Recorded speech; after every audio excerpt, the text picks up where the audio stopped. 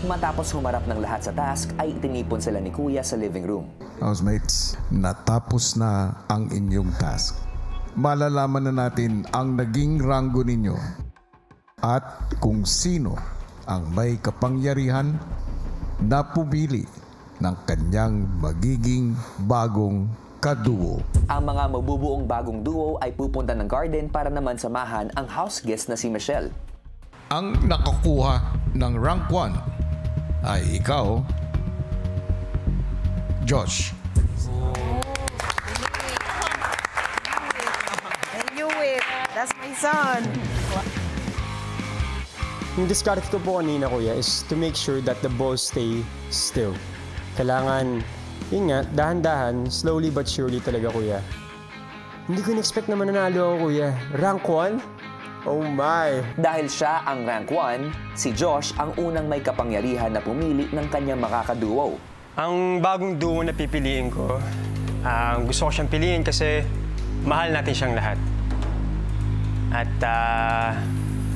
mas gusto ko rin siyang makilala at yun nga, I want to get to know them more as near.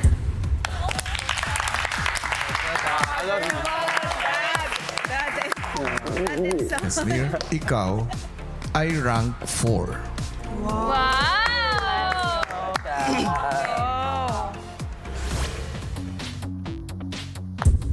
Tinry ko po na i-flip yung holder, ganon, yung parang torch kineme.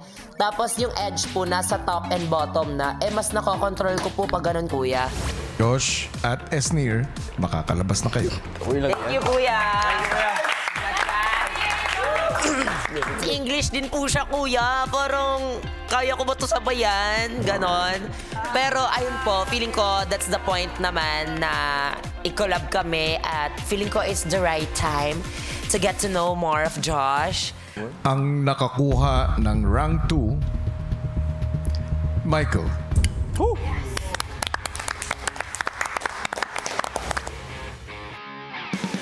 Ang ayoko lang po mangyari is mahulog yung bola. So I made sure na mabilis ako papunta dun sa hahawakan yung may points. Tapos after po nun, steady lang ako dun sa may bola.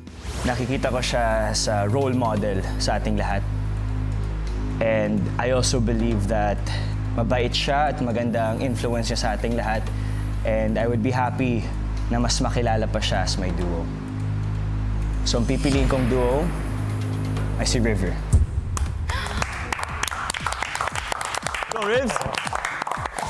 River, ikaw ay rank 9.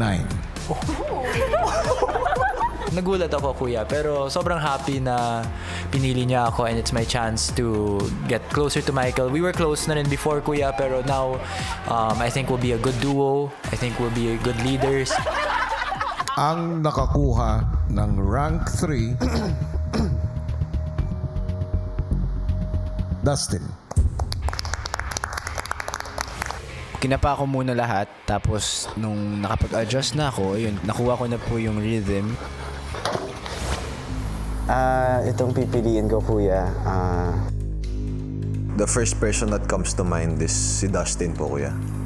I think na we worked very well dun sa task ng Parisan. So I feel like magkakasundo po kami, madali po kami magja-jive. siya po yung isa sa mga nag-guide sa amin as a family dito sa loob ng bahay niyo.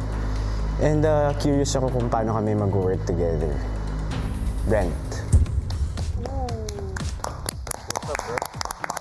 Kuya, huwag niyo mo inanawsura ko, kuya. Brent, ikaw ay rank 10.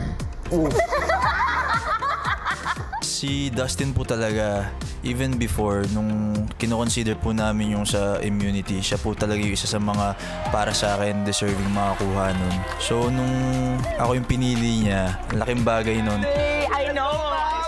Ang nakakuha ng rank 5 ay ikaw, Kira. Wow. Nice. Masasabi ko, iba talaga yung powers ng manifesting. The person I'm going to choose is somebody who I believe I would work well with, and is somebody that I want to see grow and that I want to help in this house. Pipiliin ko po maging kaduo ko si Charlie.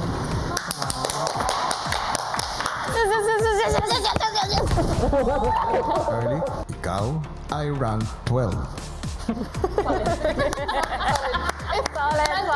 I'm okay with 12. I'm so happy that she chose me because she's one of my closest friends po here in the house.